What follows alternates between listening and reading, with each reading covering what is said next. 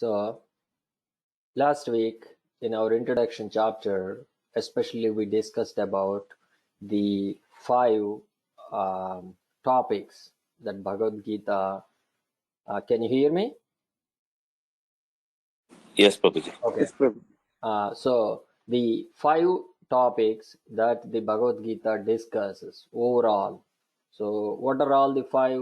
Ishvara, Jiva, Prakriti, Kala, Karma.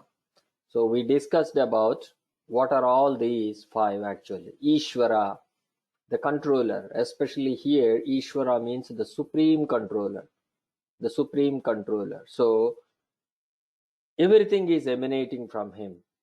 Krishna himself declared in Bhagavad Gita, 10th chapter, 8th verse, Aham sarvasya prabhavo. Everything is emanating from me. That means whether it is Vaikunta, whether it is Bhuloka, whether it is Pataloka, whatever it is, it must come from the Lord only. So he is the Ishvara, the supreme controller. Now who we are? We are Jivas. That means we are living entities. Krishna is also a living entity. We are also a living entity. The difference between Krishna and us is Krishna is unlimited, we are limited. So Krishna has unlimited power, whereas we have limited power. But in terms of quality, we are the same. We are the same. So Ishvara and Jiva. Now Prakriti. What is this Prakriti?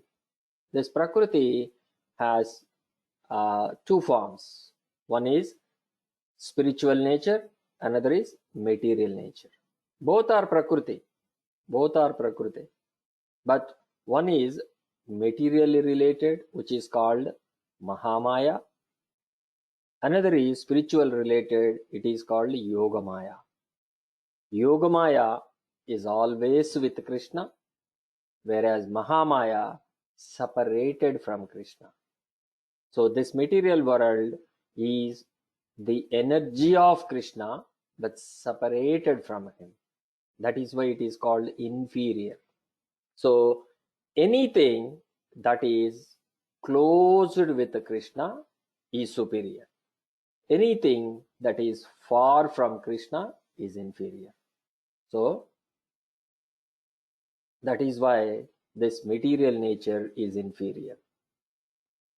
And now, what is Kala? So especially in material world, everything runs with time. Runs with time.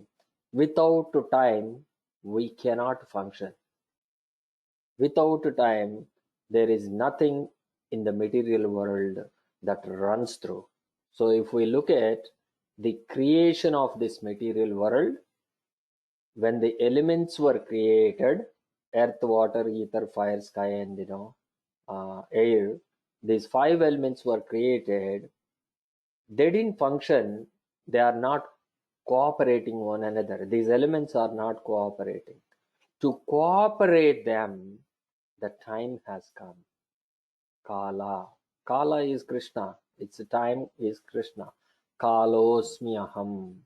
Krishna is telling that I am the time. So Kala is the time which make all these elements work together. So this creation was done like that.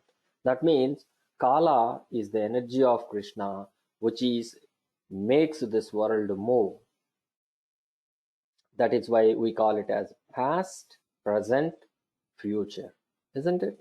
In the past, at the present, in future. See these words we are using it. So in the material world, there is nothing superior to time. There is nothing superior to time. Many examples we can give it. Any example you pick it up in the world. For example, when I was a small boy, we consider Alexander the Great. We call him as the Great. Alexander is like what you call the universal hero, one who conquered all the world. We call him like that. But how many people know Alexander now? Such a great hero, Alexander, nobody knows. And If you look at it in today's map, Mongolia, anyone know Mongolia where it is? Even most of you may not even know where Mongolia is actually. Hearing here and there, but precisely if you ask which continent, what language they speak or something, many of you even don't know. But Mongolia, do you believe it? One time it conquered almost 3/4 of the world. We don't. But over the time, all this become what you call disappeared. Disappeared. We have to find them in the history books only. So such is the powerful time. Now the last piece is called karma. What is this karma? Karma means, in one sense, it is the work, activity. So in other words, the karma is basically or directly related to our activity. Whatever we do, the result of that one is karma. Whether that is good, bad, everything is up to us. If I do good work, then I get good karma. If I do bad things, I get bad karma. It is directly proportional, isn't it? If I work in the office, if they don't recognize me today, but tomorrow they can recognize, sometime I can recognize, someday I will become definitely successful. Hardware never fails. Sorry. Hard work never fails. So the success is proportional to your hard work, or your success is in proportion to your hard work and intelligence. Same logic. This is about, so far we discussed about it. Now let us move on to today. Let us see where we are with this. So what is the material nature? We discussed Ishvara. Okay, this is what we have discussed it. Okay, so especially here, look at it. We are suffering or enjoying the results of our activities from time immemorial. But we can change the result of our karma or our activity, and this change depends on the perfection of our knowledge. So, how do we change our karma? I think this is the question that Vasanta Prabhu asked at the end of our class last week. Prabhuji, how do we change it? Because whatever I did in my past, now I'm experiencing that karma. Now whatever that karma is dictating me now, without any free will, I'm just blindly or uncontrollably following that, and I'm doing it. So my future is going to be dictated by the same. So when do I change this one? Here it is. How do we change it? We change it by knowing the absolute truth, the real knowledge. How this real knowledge converts this karma into something good, we will see further. Chapter number 4 of Bhagavad Gita explains it. Chapter number 5 of Bhagavad Gita explains it. Up to even chapter number 18, it will explain it. So the knowledge or the real knowledge is something that will help us to change our karma. Now, so far we discussed that. So let us read this one. Okay, I think this is from where we need to read it from. So anyone would like to volunteer to read these two paragraphs?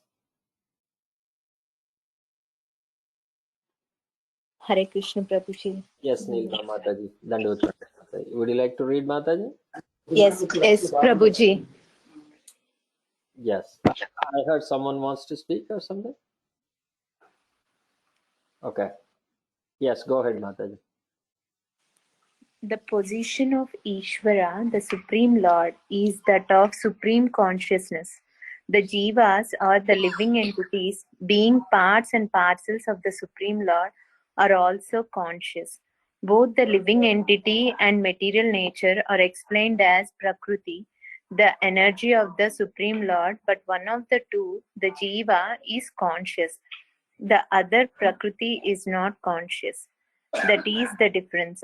Therefore, the Jiva Prakriti is called superior because the Jiva has consciousness which is similar to the Lord's.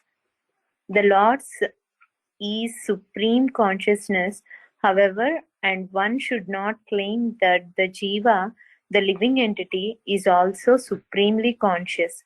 The living being cannot be supremely conscious at any stage of his perfection, and the theory that he can be so is a misleading theory. Conscious he may be, but he is not perfectly or supremely conscious. The distinction between the Jiva and the Ishvara will be explained in the 13th chapter of Bhagavad Gita.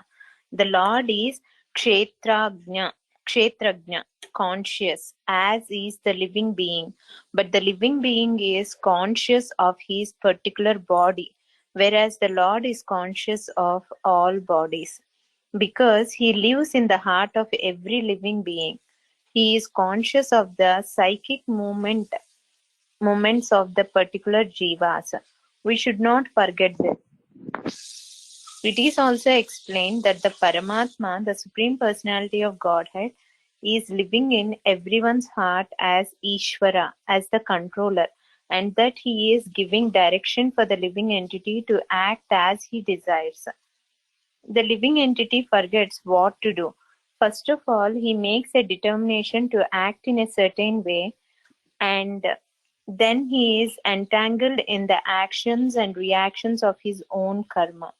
After giving up one type of body, he enters another type of body as we take off and put on clothes. As the soul thus migrates, he suffers the actions and reactions of his past activities. These activities can be changed when the living being is in the mode of goodness, insanity, and understands what sort of activities he should adopt. If he does so, then all the actions and reactions of his past activities can be changed. Consequently, karma is not eternal. Therefore, we stated that of the five items, Ishvara, Jiva, Prakriti, time, and karma, four are eternal, whereas karma is not eternal. Yeah, you can read this one also, Mataji. Okay, Prabhuji. Someone, This 1 minute, Mataji. Is anyone wants to read it? One more person can read it. I'll read, Prabhu. Yes, Prabhu.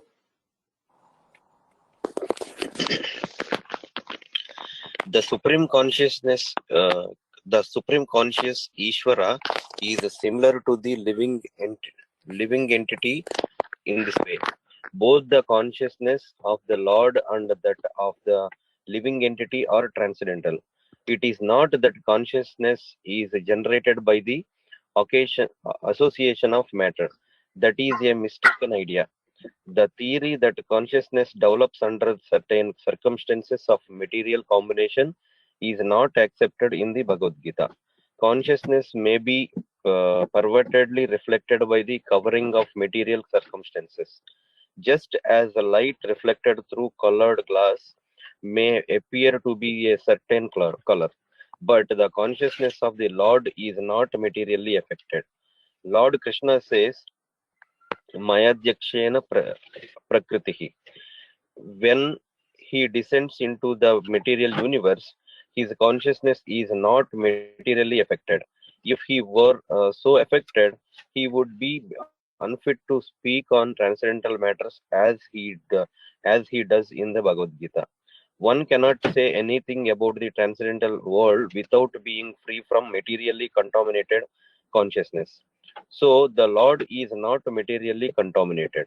Our consciousness at the present moment, however, is materially contaminated. The Bhagavad Gita teaches that we have to purify this materially contaminated consciousness. In pure consciousness, our actions will be dovetailed to the will of the Ishvara, and that will make us happy. It is not that we have to cease all activities. Rather, our activities are to be purified, and purified activities are called bhakti.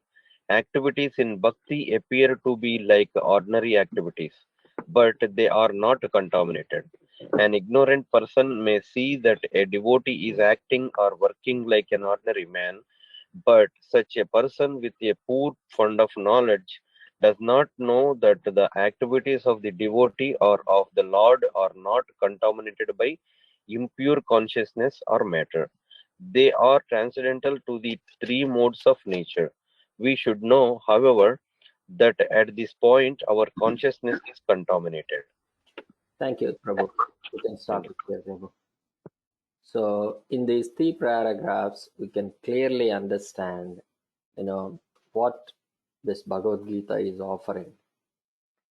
If we thoroughly understand these concepts, there isn't be any confusion in our lives at all. Especially this is a very, very uh, fundamental thing. Fundamental thing. Lot of times, even our children ask questions, isn't it? Why I do this? When you ask, come to the temple room, and while puja is going on, fold your palms and pray to the Lord, bow down to the Lord. As a children, a 5-year-old, 6-year-old, they don't know why they need to do, So we need to explain to them. We need to show them. That means we need to understand why and why I should bow down, right? So the first question we should know is why anyone has to bow down? When do we bow down? Can we bow down to each and everyone we come across? Whom we bow down to? When do we bow down to? Any comments from anyone?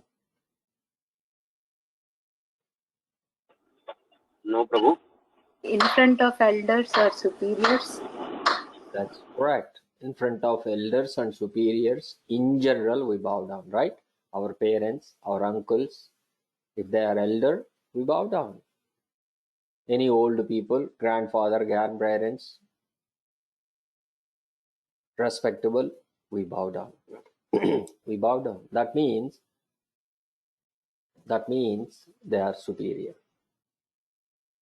They are superior. They are rich in knowledge, or they are old age, they experience it. From their experience, they can teach us something. For that reason, we show the respect. Now here, if we take the same concept a little higher, we can see Krishna being the original person, the person from everything emanated. Aham adirhi bhutanam maharshinam cha sarvashaha. He is the very beginning of everything, isn't it? He is the beginning of everything. There is nothing before Krishna. Matta parataram nanya. There is nothing superior to Krishna. Krishna is the superior. Ishvara Parama Krishna is the supreme controller. So that being said, how we are different from Krishna? We are different from Krishna because we don't have the same energy that Krishna has. Krishna is omnipotent. We are not omnipotent. What is omnipotent or omnipresent? What is omnipresent? Anyone know? Present everywhere, Prabhuji. That is correct. Present everywhere. For example, I'm sitting in America. If my mom thinks about me, am I going to be in front of my mom? No. Now my name is different than me. My physical body has a name called Srinivas. By calling my name Srinivas, my mom is not going to see me. But on the other hand, if my mom calls Srinivas name of the Lord, she can see the name, or she can see the Lord Govinda. She can see. I can see, she can see, you can see, everyone can see. That is the difference. So Krishna is omnipresent, we are not.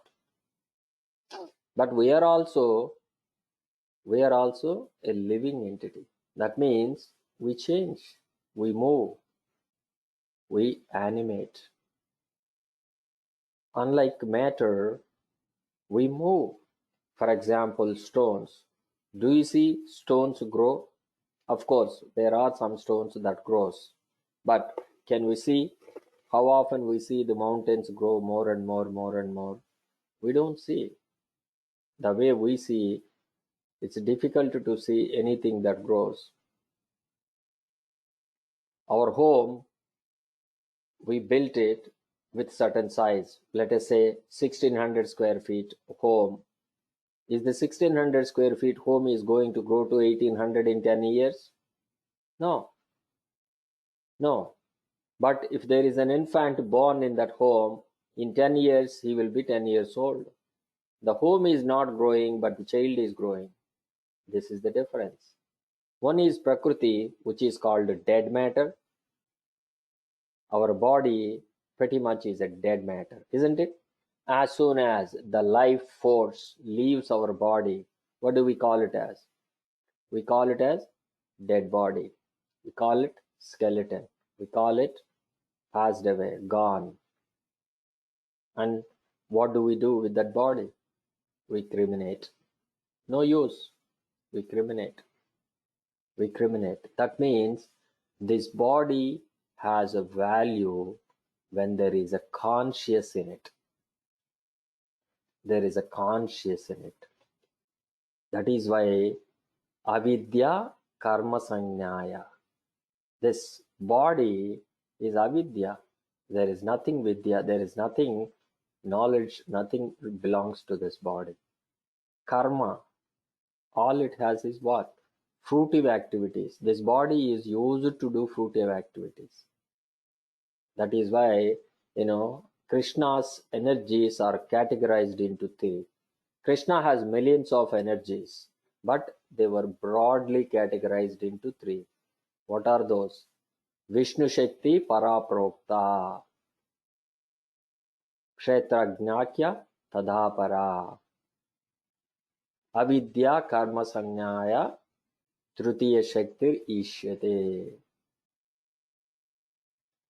So Vishnu Shakti Paraprokta, that means this Vishnu Shakti, the Lord's energy is superior. Superior. Para, it is superior. Kshetragna, that word we saw it. So that means Kshetra means our body. The one who knows about this body is called Kshetragna. So we, the living entities, living inside this body called Kshetragna. Kshetragna is also a superior energy. But there is a difference. So Krishna's energy or Vishnu Shakti, it is called Antarangika Shakti. In English, it is called internal potency. Now, we, on the other hand, we are also superior, but we are called marginal energy. In Telugu or in Sanskrit, it is called Tatastha Shakti. Tatastha Shakti. But on the third one, Tritiya Shakti, the third one, what is this? Avidya Karma Sanyaya. That means this nature and this karma, all these things, fruitive activities, all are called Bahiranga, external energy or inferior energy. Inferior energy. That means we are living a body that is of inferior. So why do we have troubles? Because by nature we are superior, but the body we have given is an inferior body. That is why we are in this trouble. This is something like this. A car was built with an inferior body parts, but the engine that was built in that car is That is an engine that goes into the aeroplanes. What is the difference? The engine that goes into the aeroplanes, they go hour 500 miles, 500 miles per hour. But the body of our car, maximum it can sustain 150 miles per hour. Now what happened? The engine of 500 miles per hour sitting in a car that can only withstand 150, then means it never goes full 500 miles per hour. That is our life. Even though we are having such a great power inside us, we don't experience all that power through this body. So if we really want that power, then we have to exercise it. We have to exercise it. How do we exercise it? That is what this meditation and all these people will do. The siddhis, they wave their hands in the air and get vibhuti, get these flowers. They walk on the fire, they walk on the water, they jump from one place to another place, they become small, they become big. All these siddhis, they can get it. How? Personally, they are there with us. Each and every one of us capable of doing all those miracles. Our body, we constitutionally, the living entity is capable of performing those things. But this body is not enough. So those who practice that, they will experience it. It is very easy to know this one. For example, bodybuilders. Bodybuilders. Look at some bodybuilders, how massive scale they grow up to.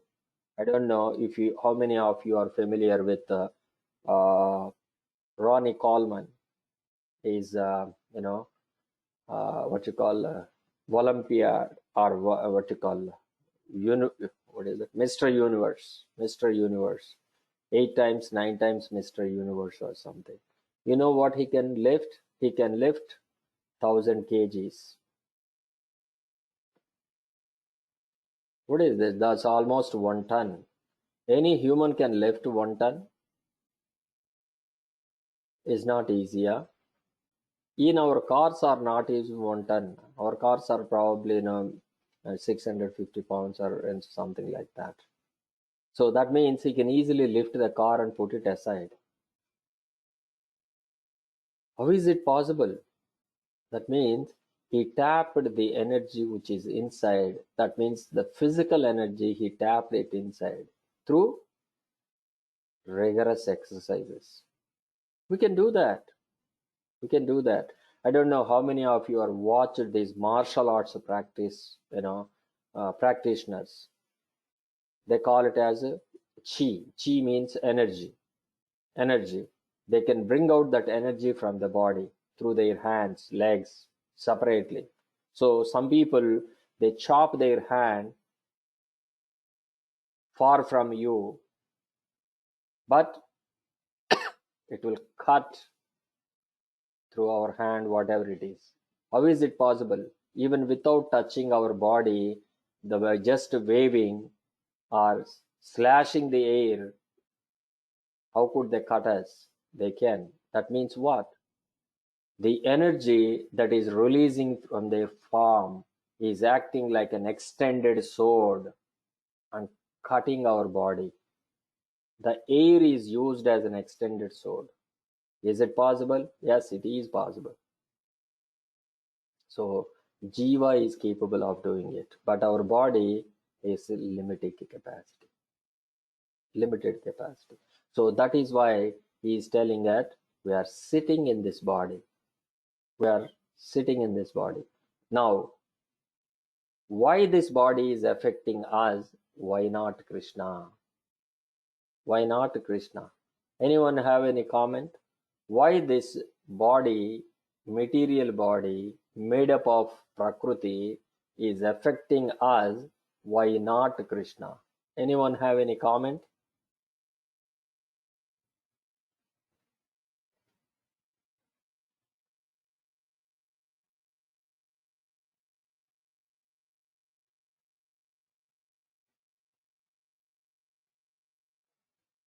Hare Krishna.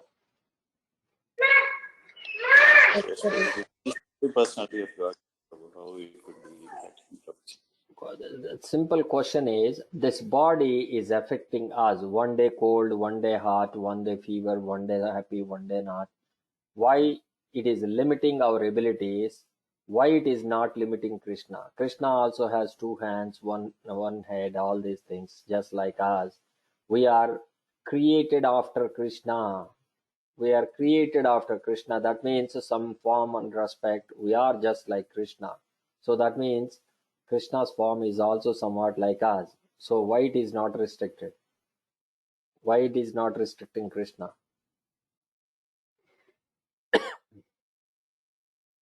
Brother, like our body is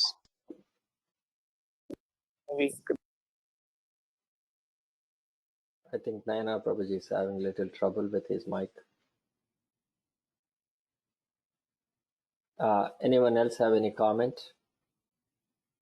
Prabhuji, maybe Krishna, he did not born like physically, like how we living entities like born, Prabhuji. That is correct. That is absolutely correct.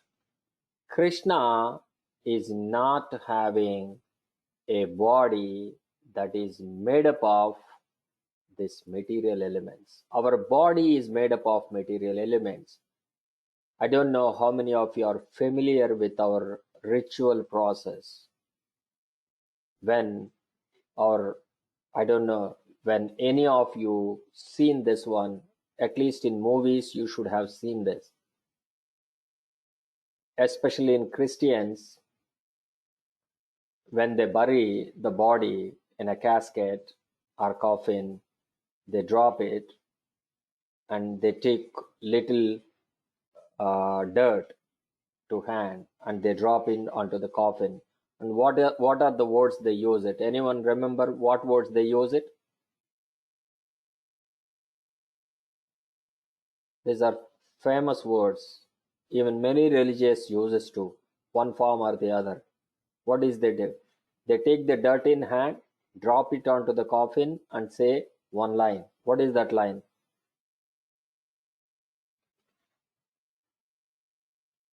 Rest in peace, Prabhuji. I'm guessing. I don't know. Nobody has seen it anywhere outside or in the movies, anywhere. That's strange. No, Prabhuji.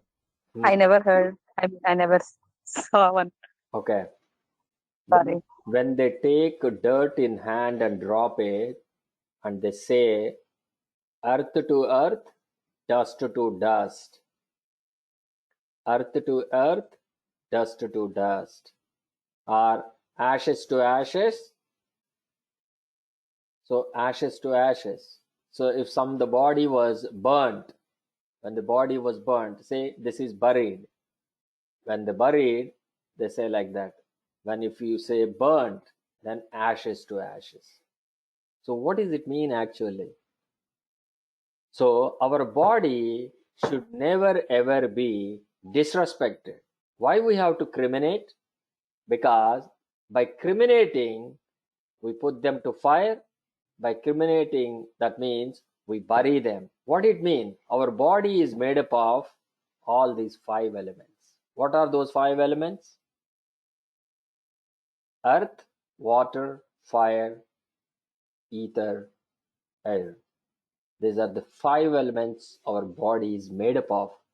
So when we are not using this body anymore, now we have to give it back. This body has to be given back when there is no use. We rented it. We rented this body. This body has to be returned to the owners. So we bury it in the earth. That means we are giving it to earth. We criminate it. we put it into the fire. So we are giving it to the fire. Or in some traditions, those who living on the banks of this ocean or something, what do? They put it on a boat, small canoe kind of thing, canoe, and then they send it in the ocean. That means giving it to water. So one of these 5 elements receive our body back. Never ever throw this body. That is why even an unknown person dies on the streets, even the government has the responsibility to take it and cremate it. So cremation means nothing but giving the body back to its owner. Who are the owners? These 5 elements. That is the reason of cremation. That is why we should never ever disrespect by just let the body go by. Even if you see in our tradition, if a person dies, even an unknown person, if there is a need of help, then he will go and help that person. Whoever is passed away, his relatives, he will help it. Why? This is one of the greatest deed we can perform for a person who died. That is why whoever carrying the person who died get lot of benefit because sending him back. So our body is made up of this material elements, whereas Krishna's body is not. Krishna's body is eternal. There is no such element called that deteriorates. Our body, look at it. When an infant, we are unable to walk. We slowly grow up, stand, stood, walk. We become firm. We grow.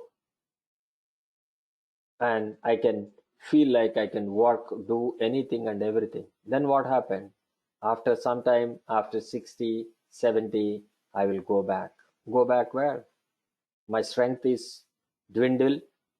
Slowly I come to, I am unable to walk again. I will be bedridden and I die. That means this body is growing and this body is dying, decaying. These 6 changes our body is going through, whereas Krishna's body doesn't grow. These changes. But we may ask that, then how Krishna is born, how Krishna is growing from a boy, infant to, infant boy to, young to, all this. How did Krishna do? Krishna is not growing. Krishna is showing a leela to us that as if he is growing. But Krishna is never grows. Krishna is always 16. Navayavvanam ja. Navayavvana means he just stepped into Yavvana. Yavvana means what? 18 years, 19 years. Navayavvana, that means young. Young, that means 15 to 16. So Krishna is always Navayavvana. That means 15 to 16. He never grows. That is his age. So here, clearly telling that Mayadhyakshena Prakruti. So what he is telling? These elements are my servants. So the master can use the servants as he sees fit, as he needs. So they are under his palm. They cannot affect him. But these elements are not in our palm. Even though we are superior, we are not the masters of these elements. The master of these elements is Krishna, so he can control it, but we are not masters of this element. When do we can control these elements? Or I am going to ask everyone, is there any situation where we can control the elements of nature? When do we control these elements of nature? Krishna controls it, it is given. Mayadhyakshena Prakriti. Under my direction only these elements are creating it. That is Krishna said. But we cannot. So, but In the history, we have seen some people have controlled the material energy. How did they control it? Any comment from anyone? By tapasya, Prabhuji. Yes, perfect. By meditation, by tapasya, by bhakti. Bhakti, tapasya, meditation, bhakti, sacrifice, all these things will control these elements. It will give you power over those elements. Haridas Thakur, when he sings, he can make the rain can come from skies. He can make them. When he sings, he can lit all the lamps. If he sings a certain way, he can make everything burn away. If he sings certain way, he makes everything grow, crop, all the fruits, vegetables, everything. He can do that. Haridas Thakur can do that. He has control over all these elements. Advaita Acharya, they can control all these elements easily. Even practically, we have seen some of these Babas, we have seen, right? Some Babas, they can control certain elements, right? So that means it is not a difficult thing to control the material elements. It is possible.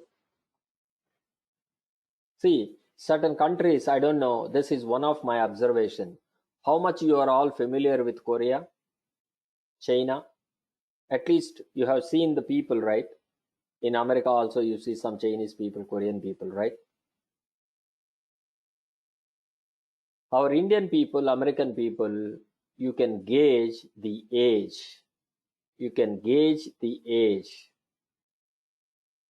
One time I have seen, I think in office or somewhere, I thought of she is an high school student or middle school or high school means 9 to 10, 10th grade student or something. To my shock, she is 32 years old. See, I am not that wrong in gauging the age, but how wrong I am.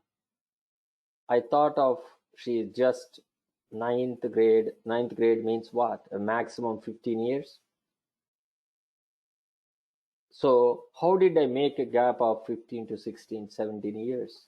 That means their body was constructed such that it can hide the age. It can hide the age. So that means it is possible. It is possible. So it is not that these elements, oh, okay, we don't have, these elements are possible. But bhakti, through which we can do all these things. So this is about it. Now, let us read the last paragraph. Anyone would like to try this last paragraph for today?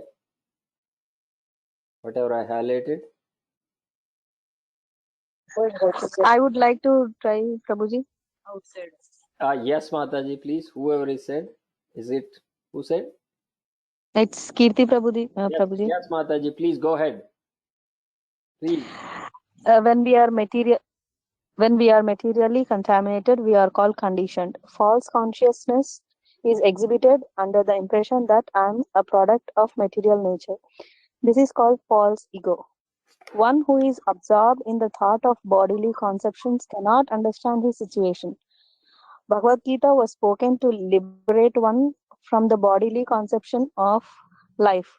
And Arjuna put himself in the position in order to receive the information from the Lord. One must become free from the bodily conception of life. That is the preliminary activity for the transcendentalist. One who wants to become free, who wants to become liberated, must first of all learn that he is not this material body. Mukti or liberation means freedom from material consciousness. In the In the Srimad Bhagavatam, also the definition of liberation is given. Muktir just It's fine, ma. hitvanyata Yeah, rupam yeah. swarupena vyavasthitihi. Mukti means liberation from the contaminated consciousness of this material world and situation in pure consciousness. All the instructions of Bhagavad Gita are intended to awaken this pure consciousness. And therefore, we find at the last stage of the Gita's instructions that Krishna is asking Arjuna whether he is now in purified consciousness. Purified consciousness means acting in accordance with the instructions of the Lord. This is the whole sum and substance of purified consciousness. Consciousness is already there because we are part of and we are part and parcel of the Lord. But for us, there is the affinity of being affected by the inferior modes. But the Lord, being the Supreme, is never affected. That is the difference between the Supreme Lord and the small individual souls. Yeah. Thank you, Thank you, ma. Prabhuji. Thank you very much, Mataji. So here is for today a very wonderful where we can stop this one. Our whole life goes by this bodily concept, isn't it? As soon as we born as a baby, the first thing, this is my baby, isn't it? This is my baby. Call the father, call the grandparents, call the aunts, call the mother. This is my baby, isn't it? Who is my baby? My baby means who? My baby means this body. I am the father and someone is the mother, right? So that means what? There is a physical connection. We always go by this bodily concept. We cannot avoid it. That is the biggest problem of living in this material world, isn't it? If anyone asks, who are you? Where do we start first? I am so and so. What do I say first? I am Srinivas. That is my name. But I am not. My name and me is not the same.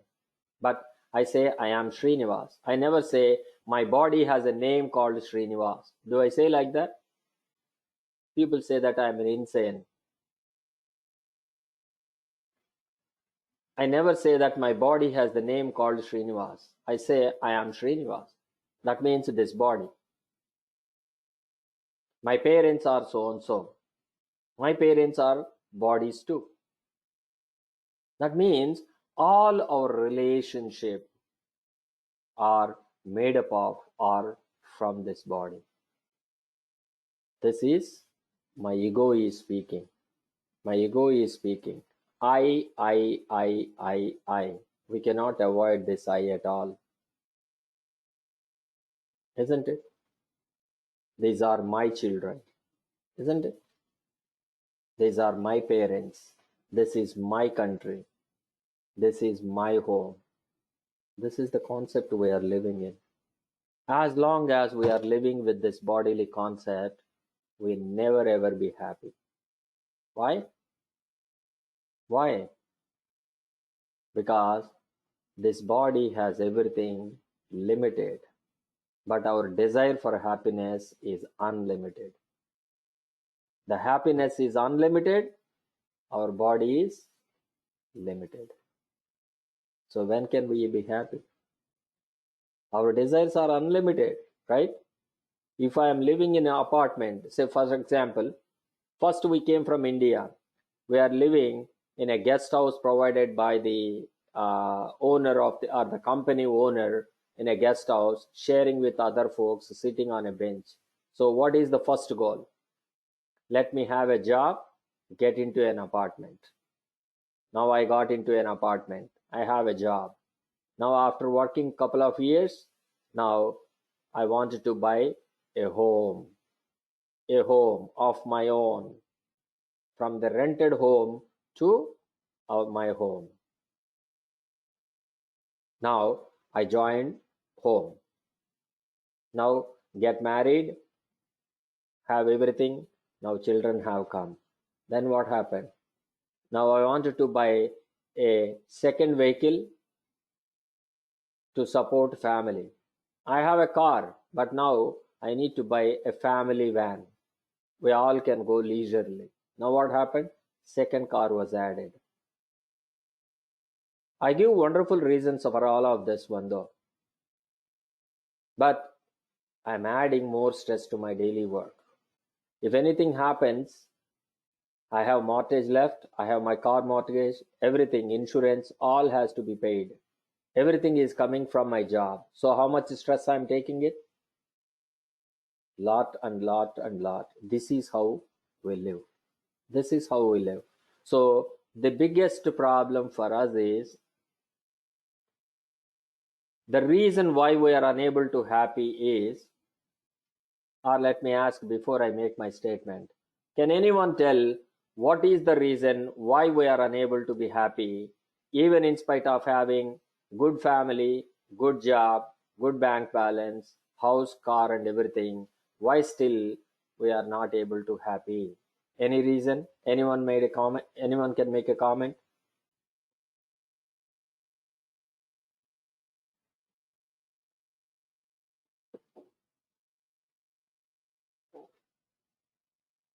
Why we are not happy?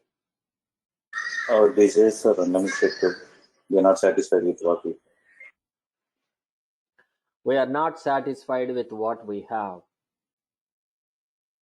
Do anyone have any other opinion? I think Krishna is trying to say something. I think his mic is not working.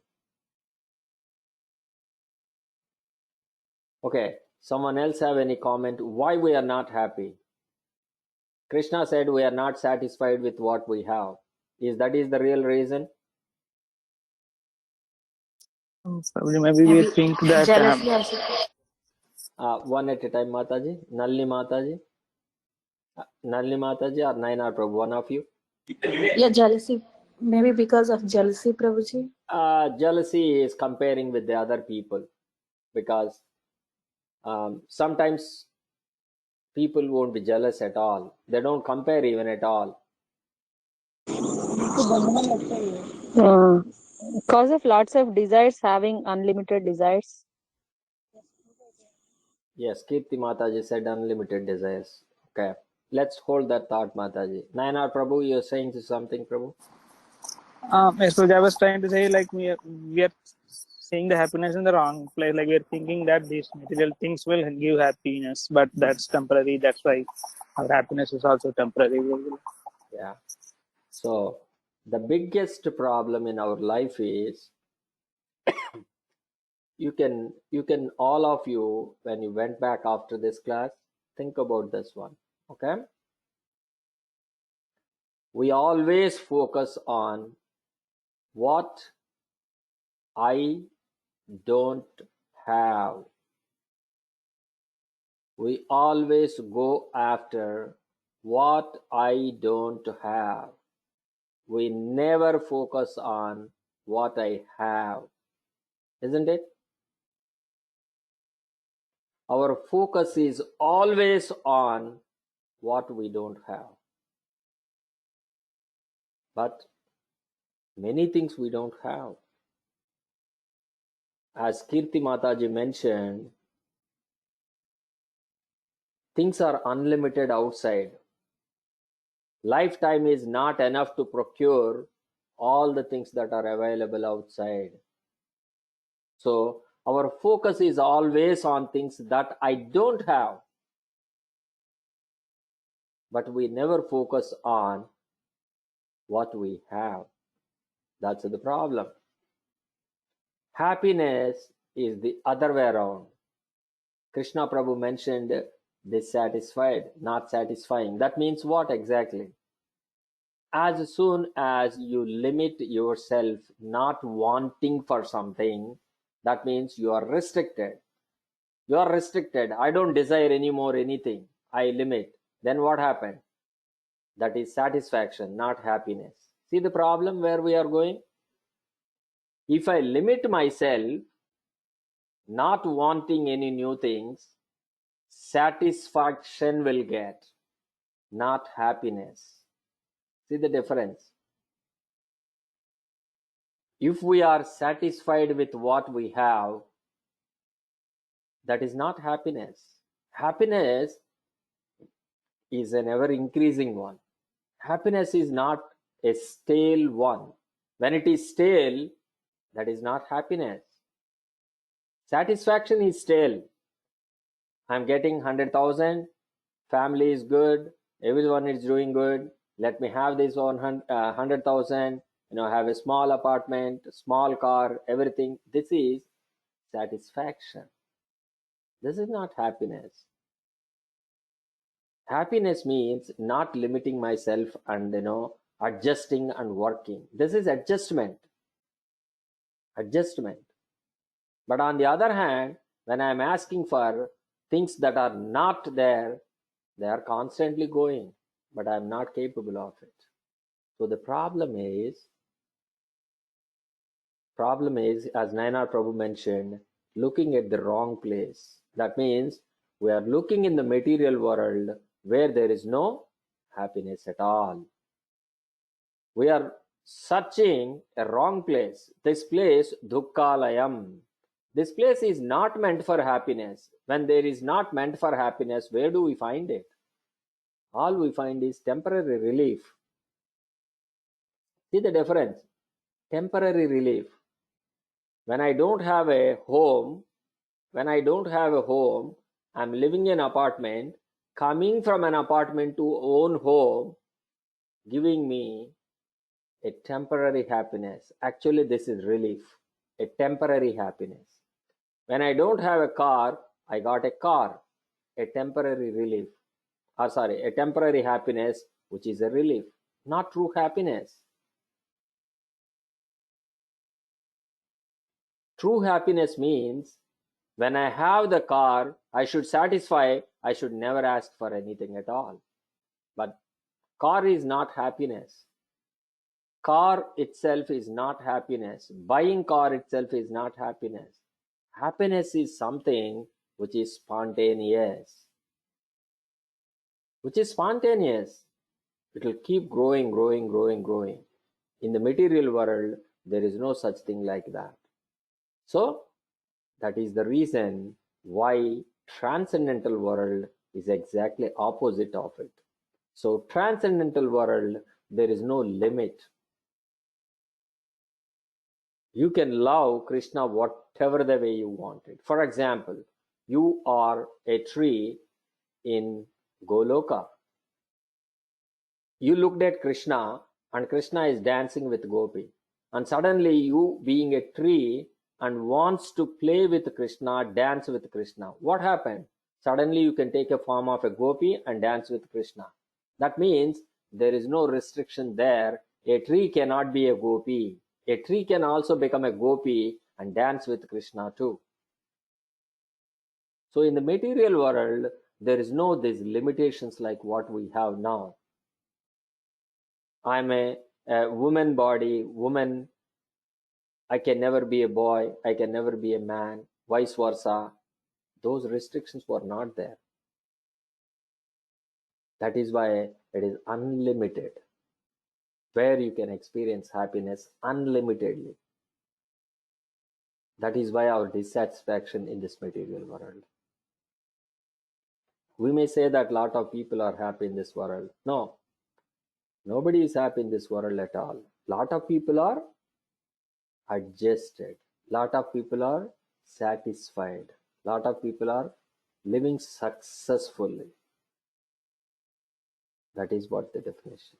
So first we have to rise from this concept of the body. We can discuss more this one in depth when we discuss further into Bhagavad Gita. I will just stop here because it's going to go. This is a wonderful topic. We all can experience it in our lives and we can adjust it and we can see how much our life is progressed and helped it. Today I don't have time, but I will give one example of my own that happened few days back when we are all working in our temple site. This Bhagavad Gita so much helped for me when I hit a problem, while I'm working in Sunday. Very, very, the positive mindset of me suddenly remembering Bhagavad Gita there, and all these problems, it's a kind of, how much it is set me in 3 days, the recovery of all these physical injuries, all these things, unimaginable. So the potency of Bhagavad Gita is no ordinary. Believe strongly the words of Krishna. Believe strongly the words of Acharyas. 100% it will help us. 100% it will help us. There is no doubt in that. So I'll stop it here and let us see if we have any comments and questions from anyone. Kirti Mataji, Maunika Mataji. Anyone have any comments? Sandeep Prabhu.